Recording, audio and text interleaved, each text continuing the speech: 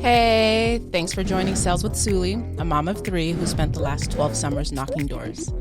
Welcome to my podcast where I talk about all things women, the ups and downs of my journey, and what it takes to find success on and off the doors. Go ahead and enjoy part 2 of this episode. I think the thing that people fail to realize is right now, yes, I can fly in, close all these deals, but I had to do the hard part first. Yes. And the hard part was just, it was not pretty, you know. I remember walking around this city in Texas. It was so like, ain't nobody lived there. Yeah. And I'm just like, what am I doing? I'm a CEO of my own company. Why am I walking around here? But I'm a CEO. Why is the CEO walking around knocking doors? But I remember in my head, I was like, no, your goal is to do investments. Your goal is to do this. Take your company to the next level. Because, you know, I just didn't want to take out loans. I wanted to just pay for everything out of my pocket. So that's why it kept me going. Just like you told me, you have your kid's picture with you. What keeps you going. I think that's what a lot of people fail to realize is it's in the hard moments when you're not motivated, when you hate everything. All I did was I just kept knocking. Even when I still remember walking through the alley and this dog ran after me and I told you, I was like, Sully, this dog. You're like, okay, go to the other street. I was like, this is what people don't realize. And then now, like 2 weeks ago, you're just like, oh, you guys, did a dog hit you? Like, get a pepper spray. I'm like, that's what I wanted to bring up. I'm like, the response this girl has to her setters and me. To me, she's like, just survive. And the other setter, she's like, are you okay? Do you go to the hospital? Like, I'm in my head like, what? This girl is... She just told me go survive, but yeah. Sorry. People... I know, I'm like, people don't realize. Yeah, people looking now, like Mikey is just like the one person who's been for me from like the beginning, and he's like, all these like setters and these like reps who are just like we're going and getting like waters and like Walter's dropping off like popsicles. Yeah, giving and your reps flowers. We're getting pepper spray. Mikey's like, where the hell was all of this? You were just like, you barely was like, I guess I'll take you to lunch. Like, I got you tacos actually. I know that was. But oh my gosh. that is so funny. Yes, like this is why I absolutely. That's why I love it, because I feel like a lot of your setters respect you because they feel like you don't treat me differently. You don't try to make me like just because that's my sibling. You don't try to do so much for me. Yeah. And I do prefer it that way because I think a lot of people who are in door-to-door sales, when you have your siblings, there is a tendency, and I have seen it in teams where like they'll do more for their siblings than the other people, and it does. You know, you may not think it, but people watch, and I've seen other sales reps just like kind of take it in. I remember working at Vivid and seeing it, and I was just like, okay, that's annoying, No, because I swear your brother did not knock all day. But okay, we'll give him like we'll give him credit. Yeah, like if I didn't get any closes, Sully would be like, my brother sucked. Like it's just being upfront about it. And that's what people like. Yes, that's why I'm grateful for like this relationship and this dynamic, because it's like it was definitely earned, and it has to continually be earned. Because I'm like, the second that his like sit to close ratio goes down, his ass is gonna go knock doors. But because he continues I think a lot of your reps, especially the new ones. Yes. Anytime like Mikey's in town and I'm like, I know a rep hasn't had a deal yet. Like that is one of the fears for me as like a leader. And even like right now, it's our week off as a team. And I am just like anxious and like nervous. I'm just like thinking about work, like who's going to be taking care of this? Like I'm thinking about like every person who hasn't had a deal.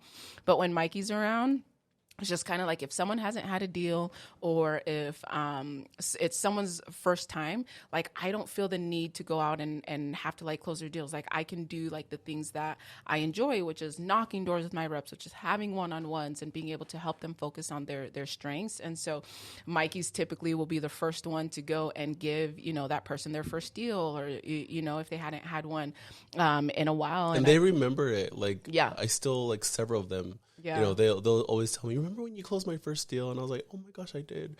And it was funny because I feel like even this last blitz, I think there was like 2 people that closed their deals. They hadn't had one. And, that makes me feel good because even though I can't attend the meetings, I have I'm doing all this other stuff.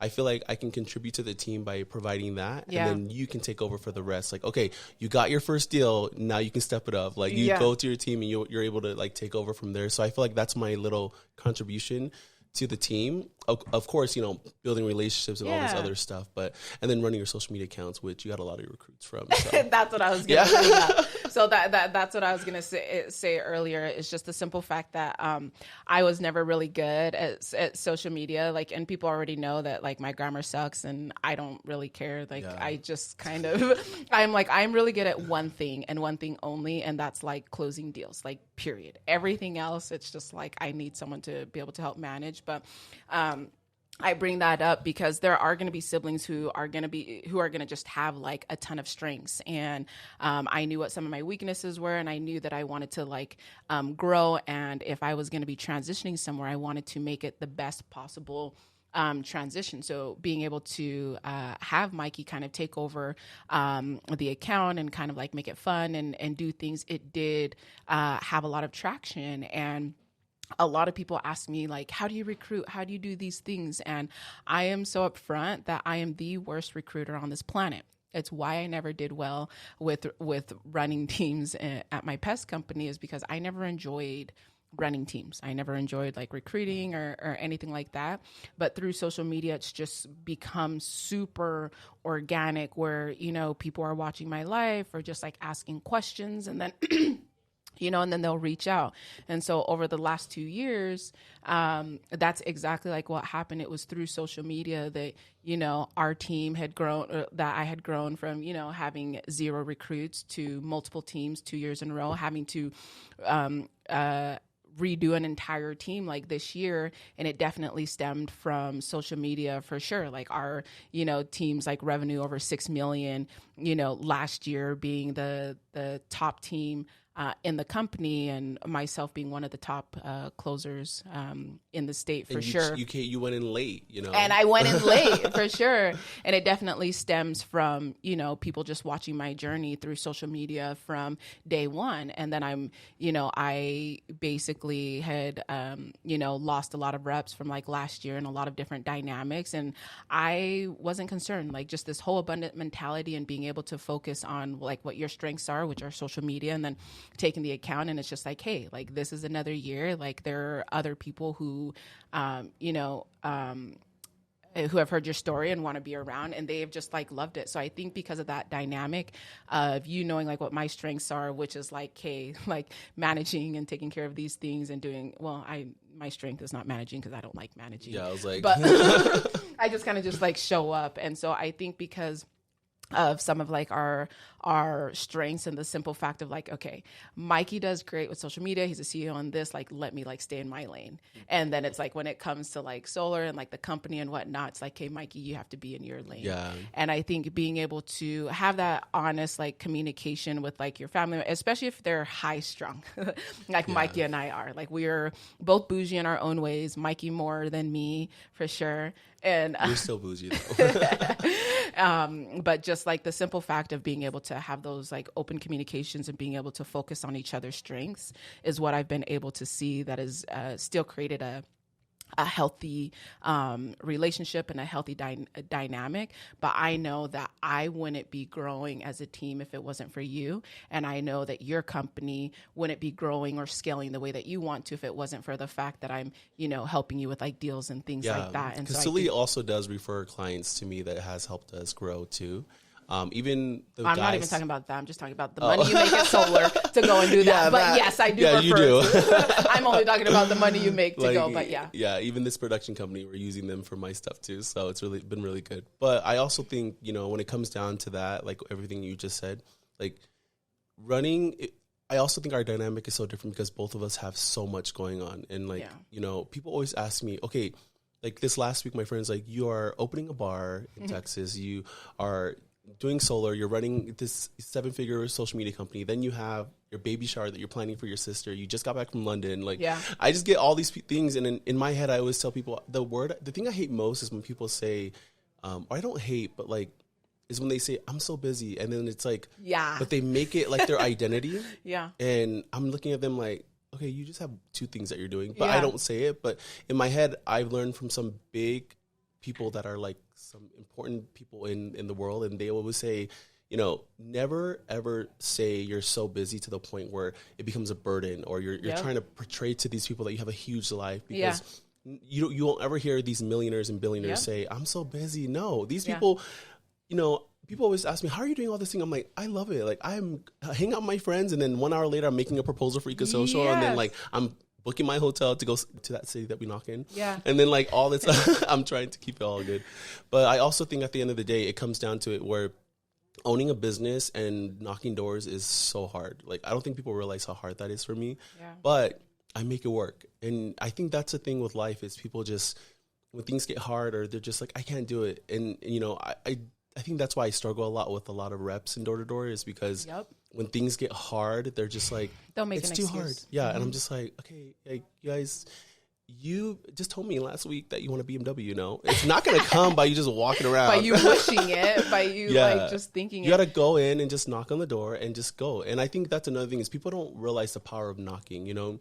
Like, when I remember in the city that we were knocking in, and I remember you guys had just left, and remember it was my first week at Pure. I didn't even have you guys there, and I remember just knocking by myself, and I think I closed like 8 or 9 in 1 week on my own. Everyone's like, wow. Yeah, they're like, who is this person? And I was like, Suli, I don't want to talk to people, and you're like, hey, just go meet them. They just want to meet you. And I was like, okay. But I just remember in my head, I was like, I need this much money to invest this part of my company. Yeah. And so that's why I went and knocked. Like, I didn't think like, oh, the sun is so hot. Like, I'm tired. Like, oh, there's 60,000 other companies knocking here. Right. Like, all you thought about is like, I needed to take my company to this level. And then never judging any door. Like, I have gotten closes on people. I'm like, I don't know how I sold them, you know, because I'm looking at, and, you know, that's another thing is it's human spirit. We judge. Yeah.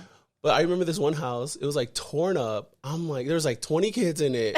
And I just remember like they're not going to pass credit. Yeah, that's what I said. I was like, I don't think they're going to pass credit. But I just remember like, hey, no, knock every door. Just deal with it because we can't waste area. Yeah. And I knocked on that door. That ended up becoming one of my biggest commission sales was that one house. And she was like, I have an 800 credit score. And I was like, oh. She goes, I know my kids look towed up. I know my husband looks like he's rough. Like, but I pay my bills. Yeah, that's what she said. She's like, but I pay my bills and I'm always current. And I'm like, you are. Good job, you know. And I think that's like important, like value. Like a lot of people in door to door who make excuses, they look at the people who are successful, who are millionaires, who are where they want to be.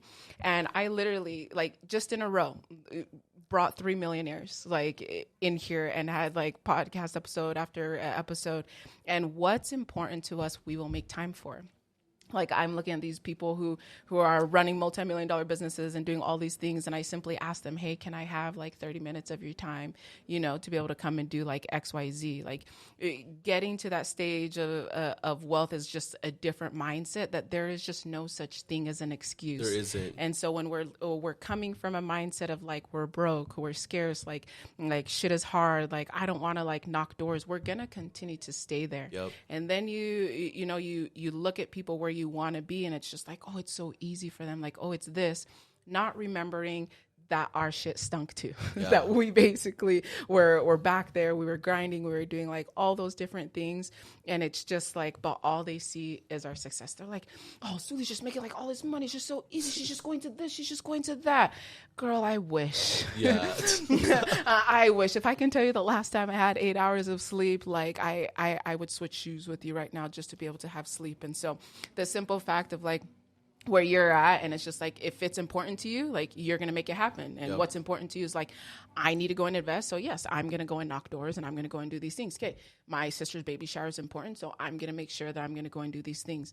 If there is something that's important to you in your life as a rep or as a CEO or as whatever it is, like, you aren't going to make excuses. You're going to have the hard conversations. You're going to go and knock the doors that you need to knock. You're going to go and build the relationships that you need to build so that you can look back 6 years from now and sit here and tell the same story that we're telling now. No, for real. And I also think it's, you know, listening to other people's perspective. I think a lot of people just like, you know, especially here in this great state of Utah, which we all love, but you know, me and you, we travel a lot, you know. Yeah. We travel to a lot of places, and I always come back to America more grateful. Same. And it's not that the countries aren't doing well. In fact, I love how I think we need to improve our food, all that other stuff. But like when I go to these other countries, I have friends in Europe and all these other places, and I hear from them, and they're just like, well, I think I'm just going to do this, you know. And in my head, I'm like, oh, so you don't want to do anything else? And I remember her telling me this, always stuck with me. She was like, every single American I meet is always just like, looking for entrepreneurship, looking for this. And I'm just like, oh, we are. Yeah. But in my head, I'm like, we're doing that because we want freedom, you know? But then I come back to the States and I'm just like, oh, to see some of the, you know, my fellow like citizens here who aren't taking advantage of things that could be yours. You know, if you want to be a millionaire, you can be a millionaire. Literally. If you want to go buy your luxury car, you can go buy it.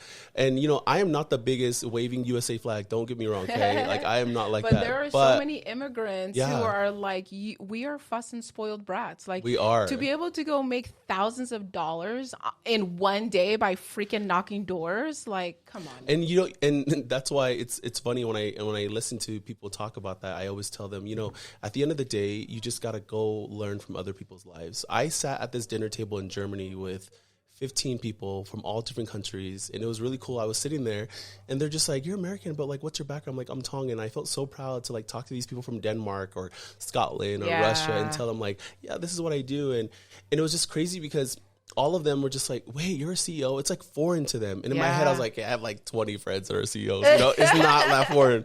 But like to them, it's just like a whole other foreign talk, you know? Yeah. And I think in our life, we think it's not obtainable, but I'm like, you guys, it's so much easier to become a CEO or become a millionaire in America than it is in other countries. You know, I'm sitting there and I'm just like, you know, some of them were talking about how like one of them's a butcher, and I'm just like, hey. And I remember at the end of the dinner, I paid for it, and they were all just like, oh my gosh. Like, who does that? In my head, I was like, oh my goodness. Like in America, we like, it's like so common for us to be like, oh, you know, that's our boss or he has money. Yeah. But I remember paying for it, and one of them came up to me and she was just like so grateful. She's from Italy. And she was like, oh my gosh, I've never had someone pay for my meal like that before. Wow. And I'm like, okay, come visit me. Yeah, it's like come to the US. So that's why I think for me, when I'm knocking doors, when I'm talking to your reps, I always think in my mind, other people have it harder. And I always think about that whenever I'm knocking doors, whenever I'm running a business, whenever I'm trying to grow something, investing. I'm just like, life can always be worse and nothing can get better than what I am doing now. So if you don't like your life right now and you're just wondering, hey, I want to do this, I want to be this. Like I literally planned last year was like, I need to travel. Like I want to go out and I'm doing it. And one of my friends, you can ask any of my friends, they always say, the one thing about me is if I say I'm going to do something, I'm going to do it. Yep. But I wasn't always like that. Yeah. And, you know, back then I would say I was doing something and then I'll like kind of do it. Yeah. But I learned, again, like you surround yourself with millionaires and billionaires, and you start listening to yourself and you're just like, these people really don't talk just to talk. Yeah. Like if you're going to say something, you better do it. And I was like, okay. So then I started adapting to that. Yeah. And it's all about adapting changes. And I think that's something that you and me do really well is, if we say we're going to do something for either your setters or closers or even just like doing anything in general, you always follow through. Always. Because if you don't follow through, then that's when trust gets lost. And so I think a lot of people realize it's not just the leaders that have to do that. It's you as just even a person who's just a setter sitting in a chair or knocking pest control or doing whatever it is. Who basically said, hey, I'm going to knock all these doors for 100 days. Right. And then that day 4 comes and it's like, no, what? Let me reevaluate my goals. Like, I'm dying. Yeah. No. And I definitely agree. Like, that's going to be one of the biggest things is do what you say you were going to do when you weren't in the heat of the sun. Exactly. When you were in postseason and preseason and you were like, I'm going to do this, I'm going to do that. Like, those are going to be the times that you're going to have to fall back to is like, hey, what kind of goals, like, do you really have? Like, what moves you? Yeah. And that's literally the difference between high-level thinkers and low-level thinkers. It's like, if you're going to continue to make excuses, if you're going to continue to like, woe is me, this person screwed me over, this person do that, you're going to continue to have that mentality and you're going to continue to be in the same financial status that you were 2 days ago or last year or wherever. Right. That's why when I saw your setters, I remember they're like, Mikey, we were like hanging out for lunch, but they hadn't realized that just before that, I just had let go of one of my team members. And it was so hard for me. That morning was so hard for me. And then, you know, I couldn't allow myself to go, woe is me, you know. It was such a difficult morning for me and my team. I remember being in Texas and like one of them, he got let go because he did something that I just could not, you know, accept in my company. And then I remember my mindset, because, you know, I started reading a lot of books. I'm listening to a lot of podcasts, and it was, you know what, if I'm going to sit here and allow myself to look at what's going on and just be so sad that he left, because I started having those thoughts. And then I, like, within 10 minutes, I just meditated, because I have a spiritual coach. I recommend therapy to everybody. Yes. And I sat there, I did my breathing exercise, and I was like, all right, he's gone. I can't think about it. I got to move on. So then I started reaching out to like other media members. And then we just hired one last week, and he is like the best. He's like a golden retriever. It's so great. Like, that's awesome. And I think to myself, man, had I just sat there and been so sad, and, you know, I had to go in, put on a face, you know, nothing comes with you. Just, it's not always fun. And, I go and like, yes, I was smiling, but deep down inside, I was just worrying. I was like, oh, but I had to smile. Now that I look at it and we're at the end of it, I'm just like, I'm so thankful that I went and I hung out with those setters, or I hung out with Suli, or I like took Suli's kids. Like, even when I took your kids and I did a spa day with all 3 of your kids, that was a time that was still like struggling to find that person. But that little moment of happiness was helping me to have hope. And I was like, okay, you know what? Life is not bad. I'll find someone. And I found someone. And now it's funny. Probably even better. Yes. Yeah. He's like 100 times better. But even yesterday I got like 20 emails like, oh, I heard you're looking for a photographer. And I'm like, no, we're not. Not anymore. You know, now it's just like abundance coming just because I didn't allow the negativity to overcloud my mindset.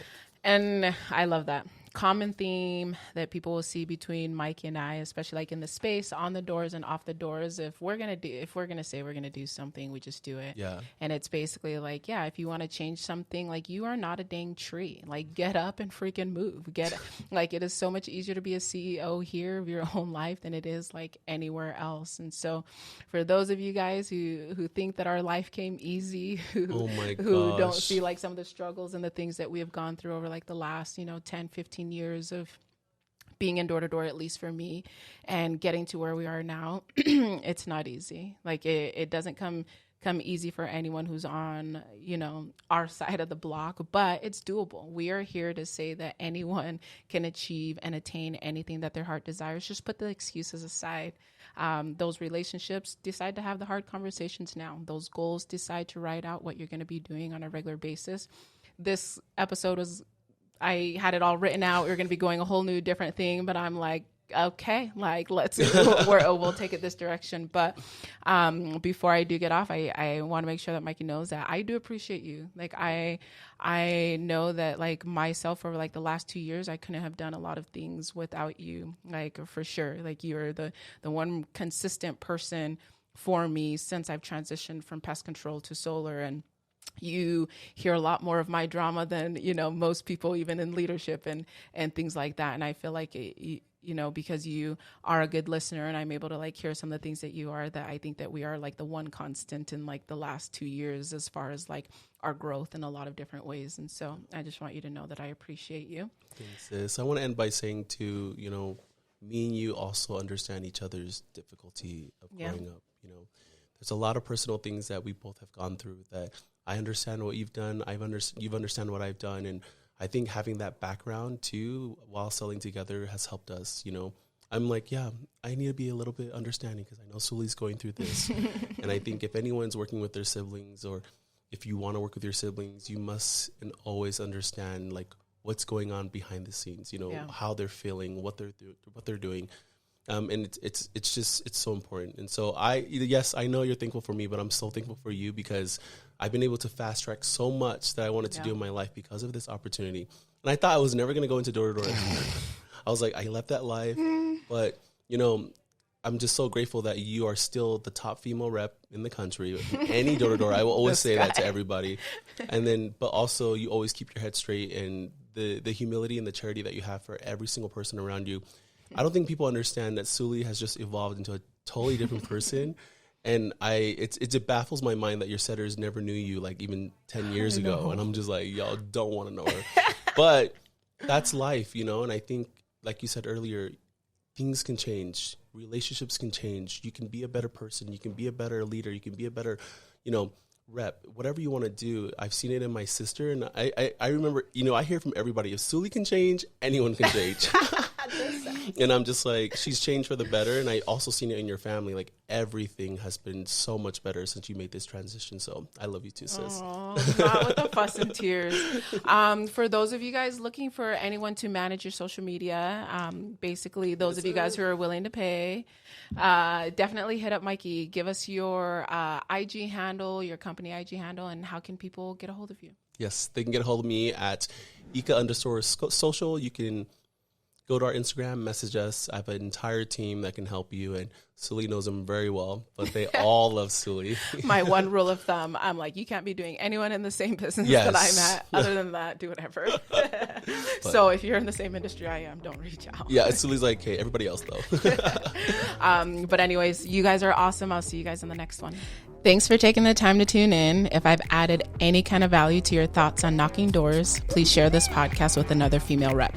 Until next time, know that you are capable, you are valued, and most importantly, you are enough.